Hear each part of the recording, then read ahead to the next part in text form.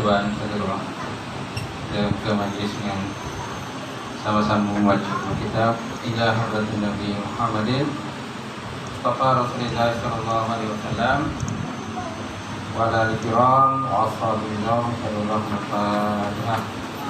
A'udzu billahi minasyaitonir rajim. Bismillahirrahmanirrahim. Alhamdulillahi rabbil alamin.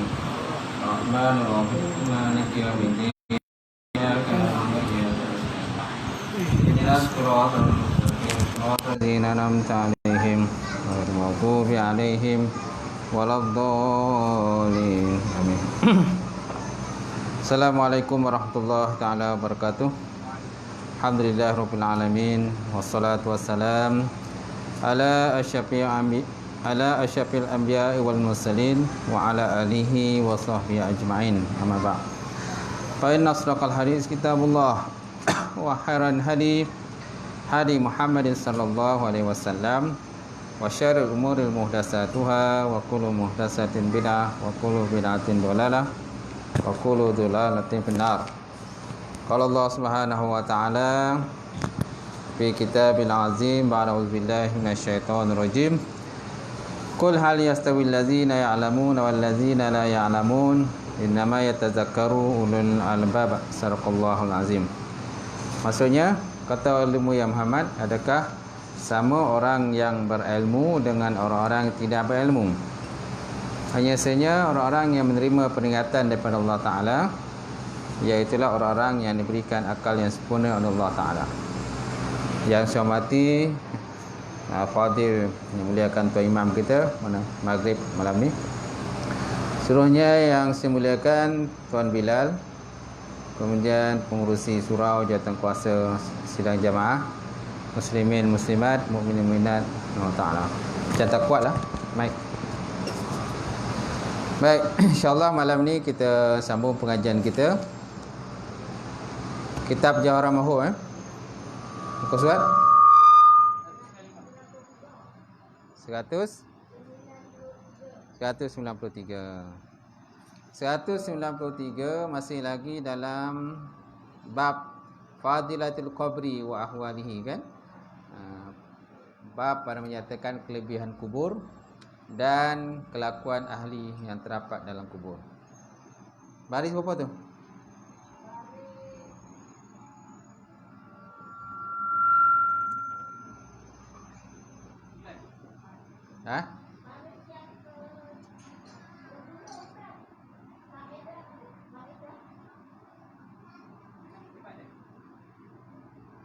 Baris 10 daripada bawah. Baris 10 daripada bawah. Faidatun, satu faedah, okey, insya-Allah. Qala musannifun wa ta'ala wa nafa'ana bi ulumihi fi dari amin. Faedah riwayatkan daripada hadis yang marfu'. Hadis marfu' ialah hadis yang disandarkan teruslah kepada baginda Rasulullah SAW, bahwasanya Allah Ta'ala telah mewakilkan malaikat dengan orang yang mengiringi jenazah apabila kembali mereka itu daripada tanam mayat mereka itu, bahawa meringankan duka cita mereka itu, dan apabila menaruh mereka itu akan mayat di dalam kuburnya, mengambil malaikat itu akan segenggam daripada tanah dan dilumurkan dengan dia pada muka mereka itu, dan berkata ia, kembali kamu kepada dunia kamu, telah melupakan kamu Allah Ta'ala akan kematian kamu. Maka lupalah mereka itu akan kematian mereka itu, dan mengambil mereka itu di dalam makanan dan minuman, dan kesukaan dan permainan, dan jual beli, seperti bahawasanya tiada mereka itu daripada ahli mayat, dan tiada mayat daripada mereka itu, hingga kepada akhir hadis. Faham? Tak faham? Berdengung. Biasa ada tu pakai yang tu lah. Ada? Macam tu. Okay. Sekali lagi diulang, faidatun diriwayatkan daripada hadis yang marfu' bahwasanya Allah Taala telah mewakilkan dengan orang yang mengiring jenazah kembali mereka daripada tanah mayat mereka itu. Tanah mayat saudara mereka lah. Bahawa meringankan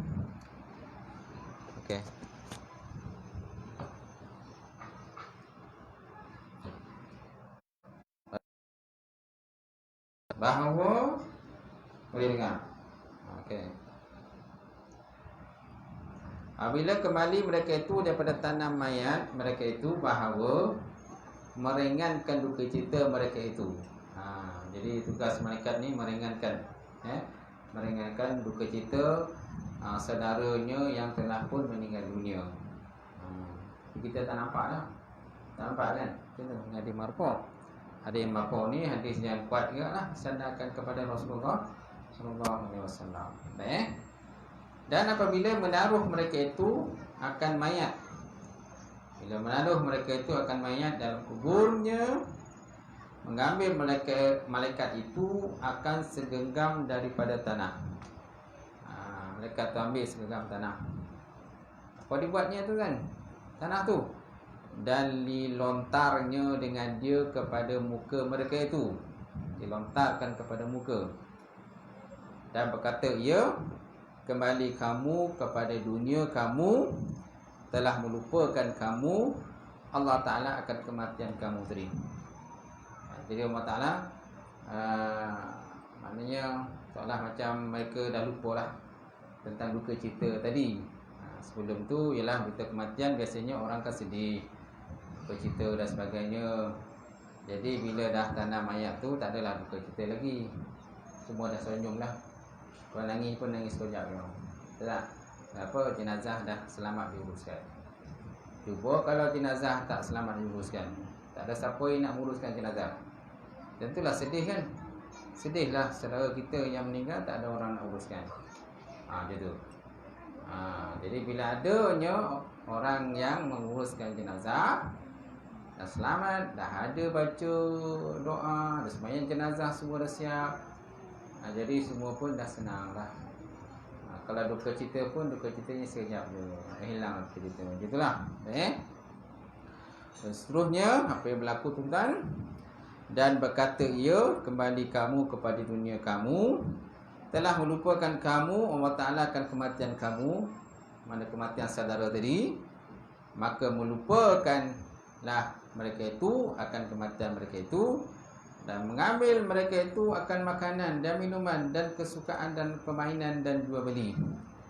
Jadi kembali bernormallah hidup semula. Macam tu. Maknanya kalau seorang isteri itu kematian suami, jadi maknanya dia kenalah uruskan kehidupan dia juga. Itu juga kalau seorang suami kematian isteri, dia kena juga menguruskan kehidupan dia. Sampai bila nak bersedih? Betul tak? Sampai bila nak sedih? Kalau asyik bersedih saja, macam mana nak meneruskan kehidupan? Apalagi kalau dia seorang isteri, ada pula anak-anak pula tanggungan dan sebagainya. Kalau dia asyik bersedih ni macam mana? Mesti ada macam menghilangkan pasal sedih-sedih lah. Seterusnya, bahawasanya tiada mereka itu daripada ahli mayat, dan tiada mayat daripada mereka itu, hingga akhir kepada hadis. Jadi maknanya Allah Ta'ala hilangkan duka cita mereka, ahli keluarga yang masih hidup. Seolah macam tidak ada berlaku apa-apa. Sedangkan tadi barulah kematian orang yang kita kasih. Tapi Allah Ta'ala melupakan semua itu supaya kita jangan terlampau sedih dan kecewa terhadap apa yang berlaku. Lebih lagi kadang-kadang dia bukan kematian biasa. Saudara kita itu bukan kematian biasa, kematian kemalangan, kematian kebakaran, kematian aksiden dan sebagainya kan. Sudah tentulah kita sedih lah. Tapi bila jenazah dah urus semua, dah selamat, dah doa semua, jadi kesedihan tu Allah Ta'ala dah hilang kalau. Itu pentingnya saudara. Pentingnya hidup dalam keadaan berjemaah, pentingnya hidup bersaudara. Kalau kita seorang je, siapa nak uruskan? Kalau ahli keluarga kita mati, kita tak nak bercampur dengan masyarakat, tak nak bercampur dengan orang. Bila berlaku kematian macam mana? Siapa nak tolong? Betul tak? Masa itulah kelang kabut. Bila berlaku kematian, barulah cari nombor telefon imam, barulah cari nombor telefon Bilal, barulah cari nombor telefon penggali kubur. Masa itulah kelang kabut cari kan. Seterusnya tuan, dan diceritakan bahawasanya Allah Ta'ala tak kala menyapus belakang Adam AS, menyapu ataupun mengusap akan belakang Nabi Adam AS, maka dikeluarkan segala zuriatnya yang amat banyak. Kata para malaikat, hai Tuhanku, tiada lulus akan mereka itu oleh bumi ini, tiada lulus akan mereka itu akan bumi ini. Mana bumi tak boleh menanggung lah, zuriat terlalu banyak, zuriat Nabi Adam ni terlalu banyak. Bila dikeluarkan segala zuriat Nabi Adam daripada belakang sulbi Nabi Adam, tulang sulbi. Lalu firman-Nya Allah Ta'ala, bahwasanya aku jadikan kematian, aku jadikan mati. Maka kata malaikat, hai Tuhanku, tiada menyenangkan mereka itu akan kematian. Maka firman-Nya bahwasanya aku jadikan bagi mereka itu angan-angan dan juga cita-cita. Aku jadikan mereka itu angan-angan dan juga cita-cita. Semaknanya nak tak nak kena tempuh akan kematian. Kalau tak ada kematian, sudah tentu tak tertanggung bumi ini. Kenapa banyak manusia kan?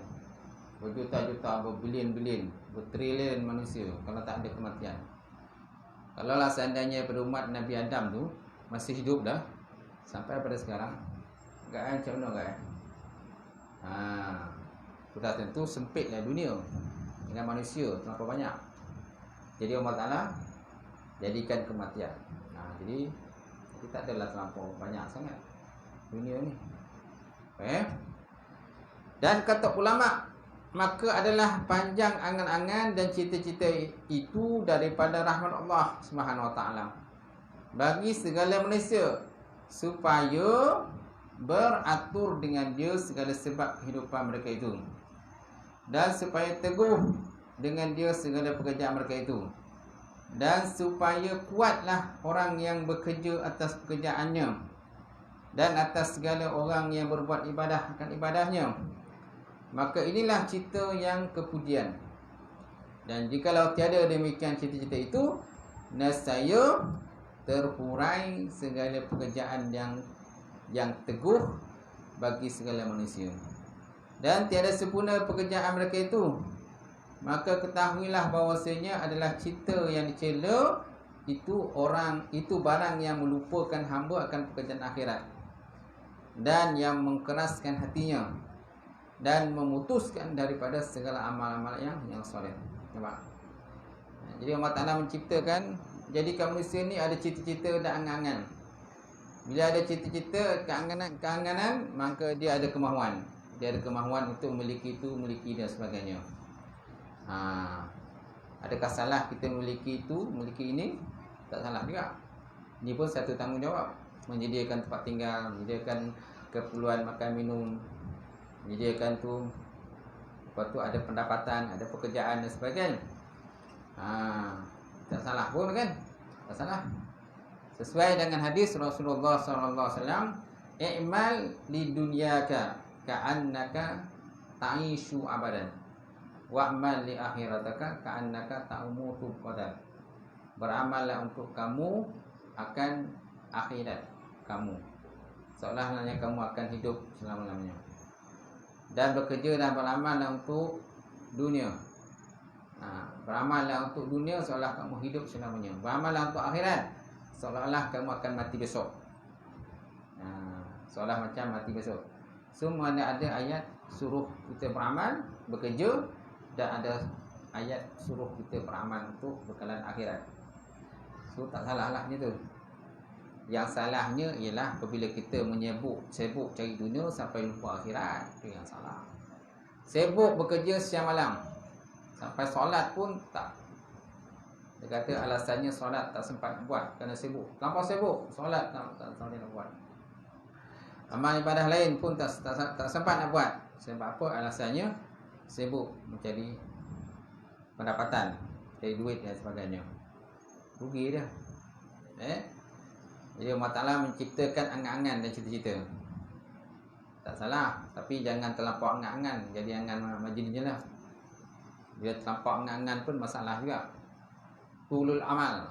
Tulul amal maknanya panjang angan. Tulul amal. Tawaulam tul. Hamzah mim lam. Amal. Bukan ain mim lam. Ain mim lam lain. Itu amal beramal.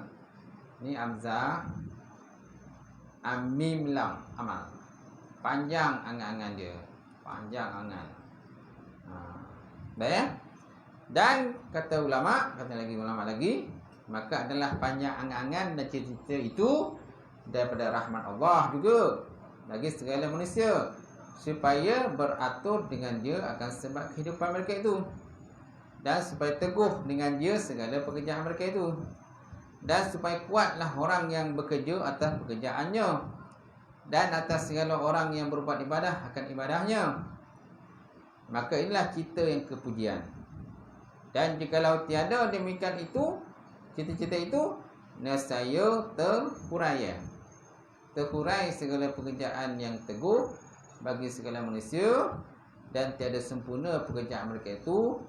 Maka diketahui bahawasanya Allah Ta'ala, bahawasanya adalah cita yang dicela itu barang yang melupakan hamba akan pekerjaan akhirat, dan mengeraskan hati, dan memutuskan daripada segala amal-amal soleh. Itu benda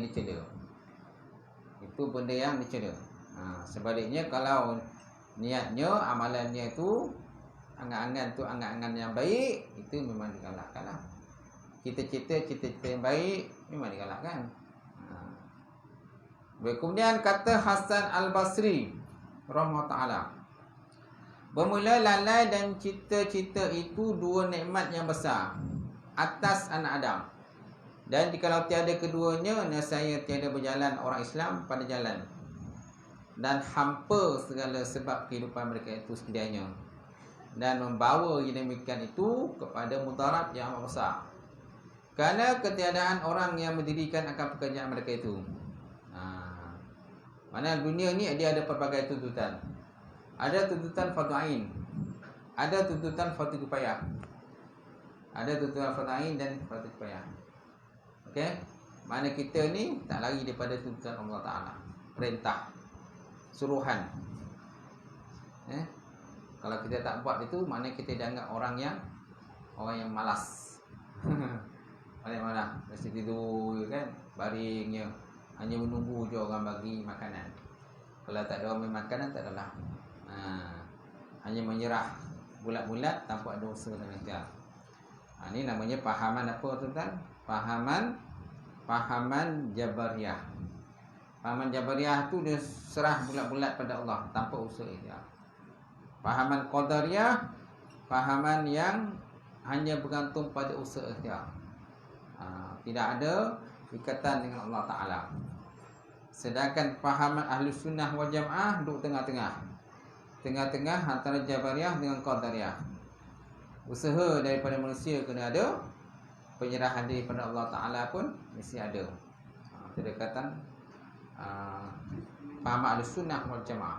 So janganlah kita terjumus dalam pahaman yang bukan Ahlus Sunnah wal Jamaah. Baik, ulang semula. Dan kata Hasan Basri, bermula lalai dan cita-cita. Lalai dan cita-cita itu dua nikmat yang besar bagi anak Adam. Dan jikalau tiada keduanya, nescaya tiada berjalan orang Islam pada jalan, dan hampalah kehidupan sekaliannya. Sebab apa? Kehidupan tak ada matlamat, tak ada tujuan. So kehidupan mesti ada tujuan, mesti ada selamat. Kalau orang berkahwin contohnya, apa tujuan berkahwin? Apa tujuan dia berkahwin? Adakah saya nak tengok orang lain sibuk kahwin, dia pun nak kahwin? Macam tu. Apa tujuan kalau orang tu tujuan bekerja? Apa tujuan bekerja? Adakah semata-mata tengok orang bekerja, kita pun sibuk nak bekerja? Jadi setiap benda tu ala maqasidha. Semua di atas maqasid, niat masing-masing. Niat baik mendapat balasan baik, niat buruk mendapat balasan buruk. Gitu. Baik. dan membawa yang demikian itu kepada mudarat yang maha besar. Kerana ketiadaan orang yang mendirikan akan pekerjaan mereka itu. Semana kalau tidak ada orang, contoh dalam bab menjaga negara, tak ada orang menjaga negara. Sebab apa? Kita serah diri bulat-bulat pada Allah. Salah kan? Salah. So mesti ada orang menjaga negara. Mesti ada pasukan keselamatan. Mesti ada polis, mesti ada askar, tentera. Mesti ada marine, navy dan sebagainya. Dia ada tentera udara, tentera laut, tentera darat. Nampak? Mana sentiasa ada pasukan keselamatan yang menjaga-jaga. Kalau tak ada, serah diri bulat-bulat pada Allah, memang kita kena masuk orang kata musuh akan datang, masuk menguasai diri kita kan, menguasai negara kita. Bukan saja menguasai negara kita, malah dia mengaut pula semua khazanah, harta benda, bahan mentah, hasil masul yang terdapat dalam negara ini dibawa keluar. Kita tengok kalau negara-negara yang telah pun dijajah, habis semua harta-harta mereka dibawa keluar. Contoh yang berlaku di Baghdad kan, kerajaan Baghdad kan runtuh pasal Saddam Hussein dulu kan. Mereka datang, tujuannya nak cari apa? Cari senjata biologi lah benda kan. Macam lah asal dia. Tapi senjata biologinya tak ada pun. Tak ada pun senjatanya, cari pun tak ada. Tapi apa yang mereka buat? Mereka mengaut segala hasil masul, minyak ke apa ke, emas ke dan sebagainya. Mereka kaut bawa lah keluar mereka kan, negara mereka. Itu kesan daripada kesan daripada tidak ada persenjataan, keselamatan dan sebagainya. Apalagi kalau tidak ada keselamatan langsung, tidak ada pasukan tentera, tidak ada pasukan tu, pasukan ni semua tak ada. Hanya menyerah diri bulat-bulat pada Allah sahaja. Baik, seterusnya dan adalah Matraq kan? Matraq ibni Abdullah radhiyallahu ta'ala anhu berkata, ya, jikalau aku ketahui akan waktu ajalku, nescaya aku takut akan hilang akalku. Dan tetapi Allah Ta'ala mengurniakan atas segala hambanya dengan lalai daripada mati pada setengah waktunya, supaya menyenangkan mereka itu dengan kehidupan mereka itu. Dan jikalau tiada demikian itu, nescaya tiada kesenangan mereka itu dengan dia, dan tiada berdiri antara mereka itu pekan. Tiada berdiri mereka itu akan pekan mereka itu. Nampak? Dia Allah Ta'ala bagi manusia ni sifat lupa pada kematian. Sebab kalau ingat sangat kematian kan, jadi semuanya tak selera lah. Nak makan pun tak selera, nak minum tak selera kan. Semua benda tak semangat nak buat. Sebab apa? Dah tahu dah ajal ni, bila berlaku ni. Dah tahu dah saat kematian kita kan. Jadi semua tak semangat nak buat apa-apa lah. Macam tu. Kita bayang mati terbayang kan. Jadi, macam mana nak menguruskan kehidupan, macam mana nak menguruskan anak-anak, macam mana anak isteri dan sebagainya. Jadi Allah Ta'ala bagi kita ni ada masanya lupa terhadap perkara tersebut. Lupa pada kematian supaya kita dapat juga fokus pada dunia, menunaikan tanggungjawab kita terhadap dunia ini. Baik, adalah Matraq bin Abdullah radhiyallahu ta'ala anhu kata, ya, jikalau diketahui akan waktu ajalku, nescaya aku takut atas hilang akalku. Dan tetapi Allah Ta'ala mengurniakan atas segala hambanya dengan lalai daripada kematian pada setengah daripada waktunya, supaya menyenangkan mereka itu akan kehidupan mereka itu.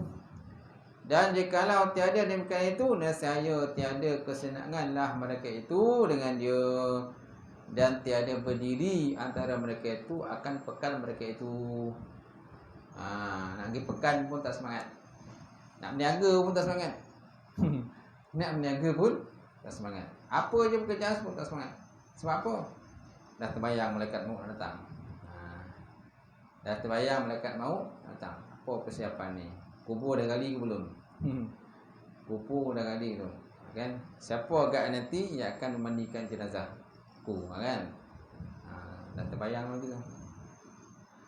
Bermula Allah Subhanahu Wa Taala menjadikan kita daripada orang yang menyenangkan hati dan tiada dijadikan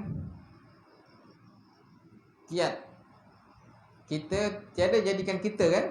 Tiada jadikan kita daripada orang yang lalai daripada mensediakan daripada mengerjakan amalan akhirat. Walhamdulillahirabbil alamin. Okey?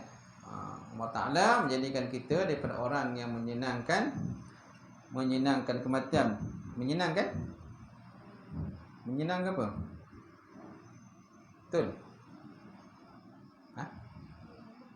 Menyenangkan kematian.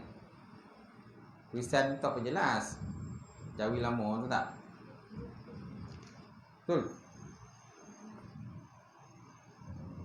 Saya tengok dalam ni menyenangkan. Betul kan? Menyenangkan. 39, 38. Ya. Dia bab 38. 36, 7. 30. Betul lah.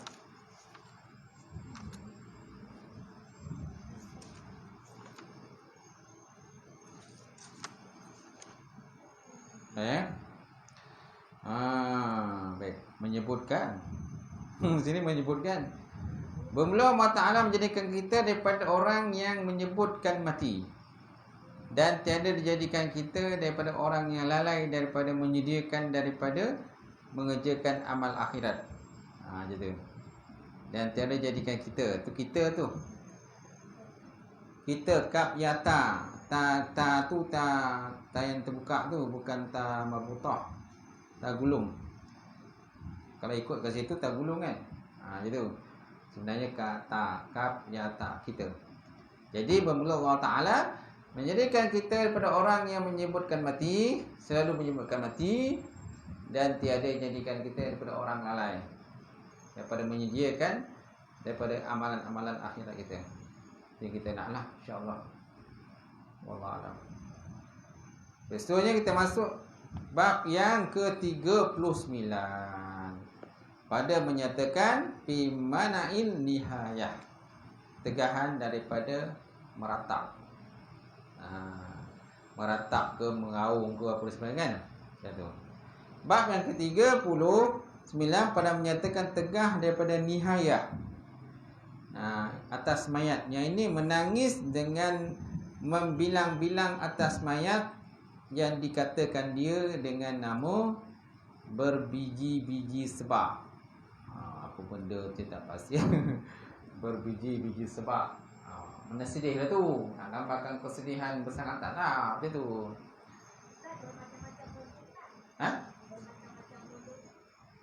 Bermacam-macam apa? Yalah, bermacam sedih. Berlapis-lapis sedih. Bermacam sedih, berlapis sedih sana. Mana ataupun bersangat sedih lah. Sampai mengaung-ngaung, menarik tudung, kan? Mengoyak-ngoyak baju, menampak-nampak pipi. Itu sebagai contoh tengok Arab, kan? Yang jenis orang yang tak faham lah. Yang Arab tak mengaung dia, tampar sana, tampar sini. Kan? India macam tu juga, India. Tengoklah kalau adik keluarga dia mati tu, tengoklah dia berguling sana, berguling sini, koyak sana, koyak sini, kan? Macam tu. Kita dalam konteks Islam ni tak boleh macam tu. Kita boleh bersedih, tapi jangan bersedih melampaui bersedihnya. Sampai tangkat begitu, sampai tingkatan tak sedar diri pula. Sampai menarik-narik tudung, mengangkat-ngangkat kain. Tu begitu pula. Mengangkat-ngangkat kain gitu. Kita pula malu lah tengok. Cabut lagi lah. Gitu. Kalau kita boleh sabarkan, sabarlah. Jadi tak sabar susah tu. Tak faham lah. Gitu. Kalau jenis mengaji, faham agama, dia tahu. Dia meninggal ke, anak dia meninggal ke, mati kemalangan sedih dan sebagainya, kan? Dia sabarlah, redha dengan apa yang berlaku. Nak buat macam mana? Tak boleh apa, tak boleh buat apa. Kalau dah ditakdirkan berlaku juga. Walaupun insan tu memang kita boleh katakan insan tu harapan kita. Macam anak kan harapan kita besok satu hari nanti. Dialah yang besok akan merusi kehidupan kita. Dialah yang akan, contohnya kalau kita dah tua esok, dialah akan menanggung kita pula. Dia akan cari pekerjaan dia pula akan tanggung kita kan. Ini orang yang harapan kita pun dah tak ada, orang meninggal.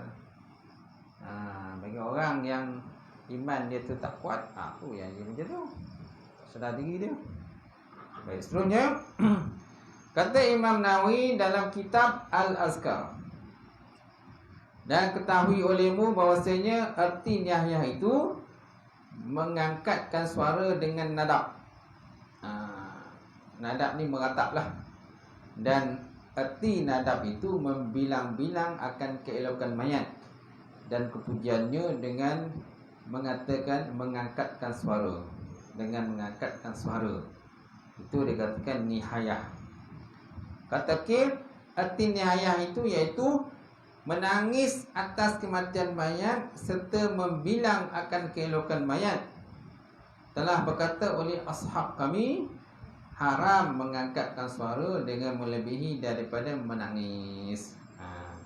Haram mengangkat suara melebihi daripada tahap menangis. Apa tak sedar diri kan? Kita pun kadang takut nak tengok. Mana aja tu kan? Baru mana guling-guling pula atas tanah. Dan adapun menangis atas kematian dengan tiada mengangkatkan suara, maka tiada haram. Tiada haram. Sebab Nabi pun pernah juga kematian anak baginda Rasulullah. Bila diberitahu anak Rasulullah itulah ibrah. Wa qala sallallahu alaihi wa ala alihi wasallam, an-nihayata amalun min a'malil jahiliyah. Nihayah meratap-ratap atas kematian itu satu perbuatan daripada beberapa perbuatan orang jahiliah. Satu tahap dan ketikanya kan kita tidak lagi boleh mengawal diri kita.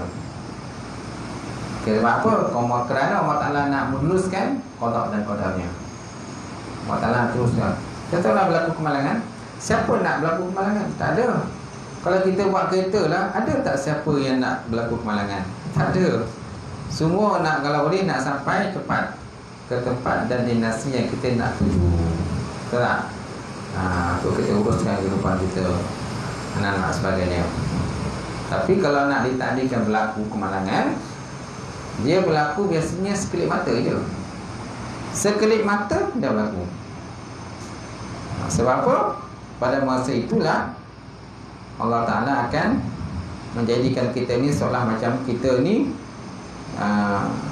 tidak boleh menguruskan diri kita masa tersebut. Dah lupa dan kita tak boleh kawal diri kita masa itu, minda kita. Bila minda kita tak boleh kawal, masa itulah berlakunya qada dan qadar Allah. Berlakulah kemalangan tadi. Sama ada kita sendiri yang terbabas ke, kita langgar orang ke, atau orang ke kita. Orang ke kita. Sebab apa? Masa itulah Allah Ta'ala nak meluluskan qada dan qadarnya. Kita nak buat macam mana pun tak boleh. Tak boleh nak elak macam mana pun tak boleh nak elak. Sebab apa? Memang dah ditakdirkan berlaku. Pukul sekian, jam sekian, tempat sekian, kita akan berlaku kemalangan itu berlaku. Nak buat macam mana pun tak boleh. Walaupun kita ni pemandu yang paling hebat.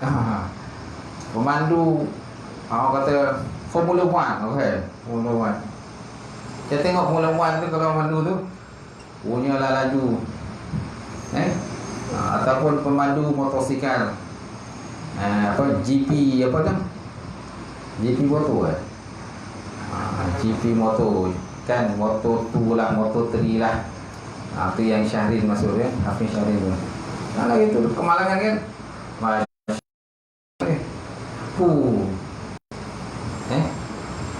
Kita ingat mungkin dia dah tak ada lah kan, tapi umur dia panjang. Dia langgar motor tu dia depan dia, motor tu jatuh depan dia. Dia tak sedar lah, motor tu melintang depan dia tu. Pemandu pada mana tu melintang, dia pula terlindung daripada pemandu lain kan, dia follow pemandu lain. Jadi dia tak nampak motor jatuh melintang depan dia tu. Langgar tak tahulah berapa kelajuan dia tu. Saya kata 300 km sejam kot kelajuan dia. Motor kan laju kan GP semua kan. Bukan pemanfaat. Paling tidak pun kelajuan ni biasa 203 km sejam ataupun 300 km sejam. Kelajuan dia tu macam roket. Kelajuan tu nak melintang dengan jalan mana tempat elak. Lambung kan, Masya Allah. Ingat dah tak ada dah, tapi panjang umur dia. Alhamdulillah. Tapi dia kata masih sakit lagi pada badan dia. Dia kata masih efek pada badan. Masya Allah. Baik. Dan sabda Nabi SAW, meratap-ratap atas mayat kematian itu satu perbuatan daripada beberapa perbuatan orang jahiliah.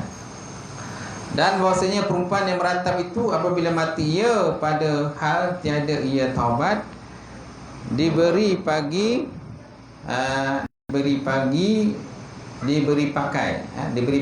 dengan dia kain daripada minyak tanah dan baju daripada nyala api neraka. Nauzubillah. Betul. Kesan daripada meratap-ratap, mau tentang orang ni kan. Kalau kita tahu benda tu, cepatlah nasihatkan dia, sabarkan. Dan orang yang meratap tu pula, kalau dah tahu dah benda itu salah, wajib pula bertaubat kepada Allah. Dan kalau boleh, janganlah mengulangi semula perkara tersebut yang akan datang. Itu sebut dalam hadis tadi apa? Maksudnya perempuan yang meratap. Kenapa disebut perempuan? Kenapa perempuan? Kerana lazimnya perempuan. Lazimnya raja yang meratap-ratap ni perempuan. Ada tak lelaki meratap? Ada juga, tapi tak banyak lah. Kerana lelaki ni dia punya ketahanan mental dia lagi kuat, tak? Banding dengan perempuan. Emosi lelaki ni lagi tinggi, lagi terkawal lah emosi dia. Kurang terkawal. Jiwa perempuan kan lembut macam tu. Tapi ada juga lelaki jiwa lembut, ada juga. Dia pula lebih daripada orang lain lah. Kan orang perempuan tak meratap, dia pula lebih meratap pula. Jadi perempuan yang meratap-ratap itu apabila mati ia pada hal tiada ia bertaubat, dia beri pakai dengan dia kain daripada minyak tanah dan baju daripada nyalaan api neraka. Nauzubillah min dzalik. Janganlah terjadi pada diri kita, di keluarga kita dan sebagainya. Kalau tahu benda tu salah, cepatlah tunggu. Dan kata Syekh Ibnu Hajar, maka haram nadab. Haram meratap lah. Nadab ni berkuasa sama nihayah tadi. Nadab ni bukan makna nadab yang sunat tu. Sunat tu pun nadab juga. Nadab kan pernah dengan perkataan nadab. Sunat dalam bab fiqh pun ada perkataan nadab ni. Sunat, tapi ini bukan sunat. Maksud nadab ni meratap lah, iaitu membilang-bilang akan keelokkan mayat.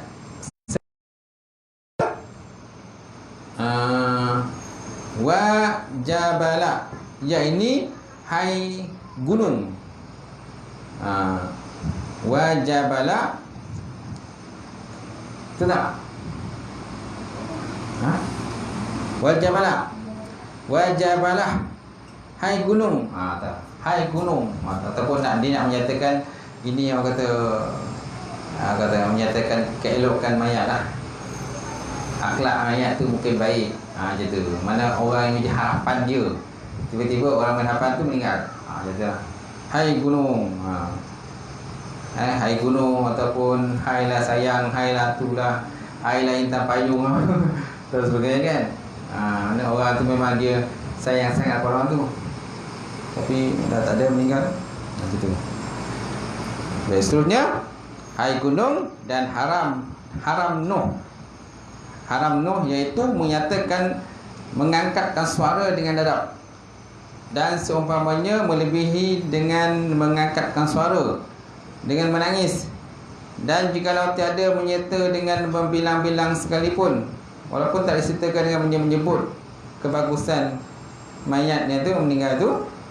Dan haram memukul umpama pipi. Haram memukul pipi dan mencari umpama leher baju dan mengerbangkan gambut. Mengerbangkan, tarik rambut lah. Sampai tak sedar diri tu. Habis semua tudung-tudung campak-campak kan. Nampak kan ni. Dan mencukur dengan dia. Mencukur pula rambut pula. Ni parah kan. Dah lah tadi dia tarik rambut, gerbangkan rambut, lepas tu ambil lah pisau cukur, arah pula rambut dia. Dan mencabutkan dia, cabut rambut lagi teruk. Dan menghitamkan muka. Parah dah kan. Parah betul ni. Parah betul kan. Muka pun dia contoh-contoh ni, hitam-hitam muka. Dan mencampakkan abu atas kepala. Ni pun lagi parah. Ambil abu ditabur daripada dia. Gitu. Dan menyeru dengan wil dan sabur, iaitu kebinasaan.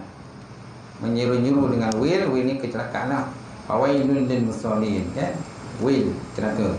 Dan sabur, iaitu kebinasaan. Dan tiap-tiap sesuatu dan sesuatu yang mengubahkan bagi perangai, seperti memakai barang yang tiada beradat memakai akan dia sekali-kali, dan seperti meninggal sesuatu daripada pakaiannya, menanggal sesuatu berpakaian. Ini pun pakaian. Habis pakaian semua ni londe pakai kan. Kita pula takut lah, jumpa lagi kelak kabur lagi. Macam tu. Macam tak sioman lah. Kita tengok kalau orang tak sioman, orang gila kan, orang gila apa dia tahu, dia tak sedar diri. Dia habis pakai semua di londe. Kita dah cabut lagi, kakak kita tunggu kan. Gitu. Dan keluar dengan tiada pakaian, dan keluar dengan tiada pakaiannya atas menyalahi daripada adat. Gitu. Dan menyalahi daripada adat. Auzubillah min zalik. Macam tu. Habis. Cukup pengajian ni. Boleh? Boleh ya? Isyak kita 8:15. Sikit lagi? Baca lagi? Baik, kita lihat sikit lagi. Wa qala alaihi salatu wassalam, man fa'ala nihayah kana aduwwan lillah wal malaikati wan nasi ajmain. Man fa'ala nihayah, barang siapa melakukan perbuatan nihayah tadilah, mengatap-atap tadi, tanpa lupa diri, kana aduwwan lillah, nescaya dia jadi seteru bagi Allah. Dia jadi musuh bagi Allah. Allah Ta'ala musuh dengan dia. Wal malaikati, dan para malaikat, wan nasi ajmain, dan manusia semuanya. Manusia semuanya. Jadi seorang dia ni jadi macam musuh Allah. Allah Ta'ala tak suka. Sebab apa? Allah Ta'ala suka sebab dia tidak redha terhadap ketentuan Allah Subhanahu Wa Ta'ala. Dia kena faham, setiap apa yang ada pada manusia ni semua pinjaman. Anak-anak semua pinjaman. Anak pinjaman, kemudian isteri pinjaman, suami pinjaman, harta benda pinjaman, kesihatan tubuh badan pinjaman, mata pinjaman, telinga pinjaman. Semua boleh katakan semua. Apa yang tak pinjaman, tuan-tuan? Semua pinjaman. Allah Ta'ala sebut dalam Quran, wallahu ghaniyun wa antum fuqara.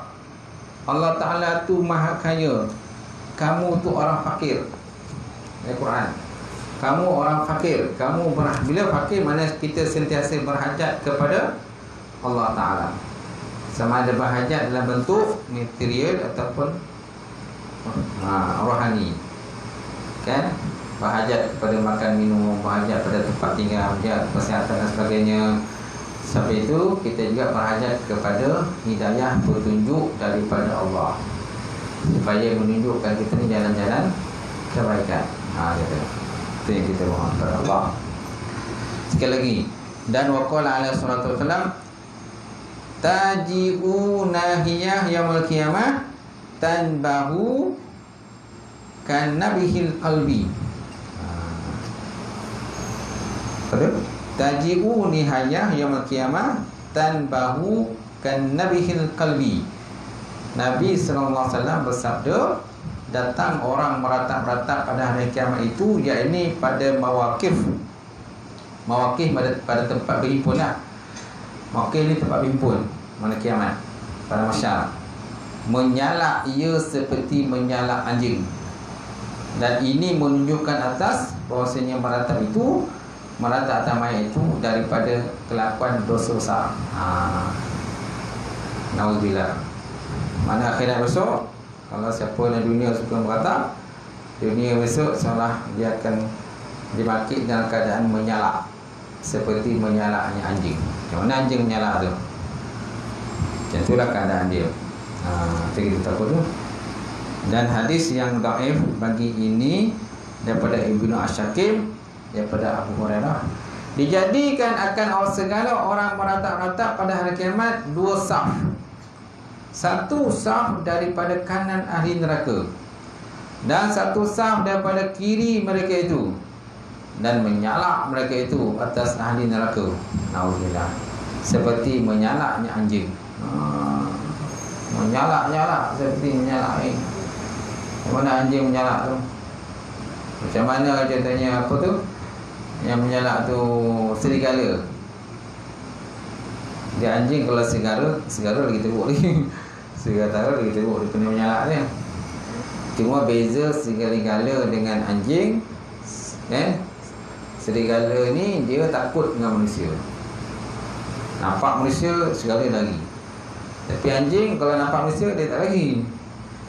Dia tak lagi. Dia senang bergaul dengan manusia, anjing ni. Dia senang bergaul. Dia tengok anjing. So sebabnya orang pelihara anjing, orang tak pelihara serigala. Kalau orang punya serigala, tak tahu macam mana kan. Itu. Kalau serigala ni memang duduk dalam hutan. Dia tak duduk di bandar, di pekan. Dia tak bergaul dengan manusia. Itu serigala. Dan waqala alaihi salatu wassalam, taji'u nahyah yaumil qiyamah sya'a ghabra'a 'alaiha jilbabun min nar wa tad'u yadaha 'ala ra'siha wa taqulu wa wailahu. Maksudnya taji'u nahyah, datanglah orang yang meratap dan menangis yaumul qiyamah pada hari kiamat. Sya'u ghabra'u. Sya'u maksudnya menggosok. Betul tak? Datang perempuan yang menangis dunia, biji-biji sabak pada hari kiamat tadi. Pada hari kiamat, gosok ke mosok. Kusut ke musut ke apa? Kusut ke musut. Lagi berdebu ia. Padahal di atasnya baju daripada api neraka, dan menghantar ia akan tangannya di atas kepalanya. Hantar. Watad'u yada ala ra'siha. Watad'u itu mana meletak. Watad'u yadaha, tangannya ala ra'siha, di atas kepalanya. Dan berkata ia, hai kebinasaan. Wa wailahu, hai kebinasaannya. Macam tu. Boleh? Cukup sekadar tu kan perbincangan begitu. Pengajian malam ni ada lagi tu dah. Belakang tu banyak lagi. Mudah-mudahan dengan sikit sebanyak pengajian kita, perbincangan kita pada malam ni sebanyak akan dapat memberikan sedikit kita pengajaran dan juga panduan lah. Supaya kita jangan termasuk dalam pada golongan tadi lah. Golongan yang apa tadi tuan? Yang jenis meratap tadi. Meratap, terpekik, terlolong, apa yang tak sedari dan sebagainya. Alhamdulillah, misalnya janganlah kita jadi golongan macam tu. Ini peringatan daripada Allah Ta'ala, peringatan pada hadis, dan juga peringatan daripada musannif sini, pengarang kitab. Gitu. Wallahu a'lam. Ada soalan tak?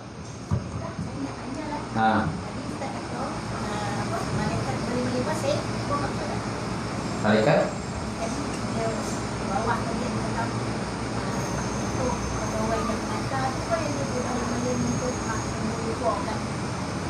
pada orang yang menghantar.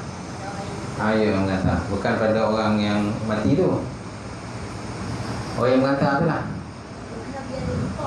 Ya, supaya jangan terlampau sedih. Jangan terlampau sedih dengan kematian saudara mereka yang telah pun meninggal dunia tadi. Boleh? Lain soalan? Ada? Okey, tak ada habis. A'udzubillahi minasyaitonirrajim. Bismillahirrahmanirrahim. Alhamdulillahirabbil alamin wassalatu wassalamu ala asyrofil mursalin wa ala alihi washabbihi ajmain. Allahumma zidna ilman nafi'a wa yaqina as-salihin wa alim taqabbala. Wa rizqan halalan mubarakatan katsira wa siyani fataya alim wa lana qulubana bi nurin ma'rifataka wa ta'lana futuhal arifin. Allahumma zidna ilman nafi'a wa yaqina as-salihin wa alim taqabbala. Rizqan halalan mubarakatan katsira وسيدنا فتى علينا ولنا قلوبنا بنور معرفتك وطعم طاعتك ربنا زدنا علما ربنا زدنا علما ربنا زدنا علما ربنا آتنا في الدنيا حسنة وفي الآخرة حسنة وقنا عذاب النار والحمد لله رب العالمين قبل الله منكم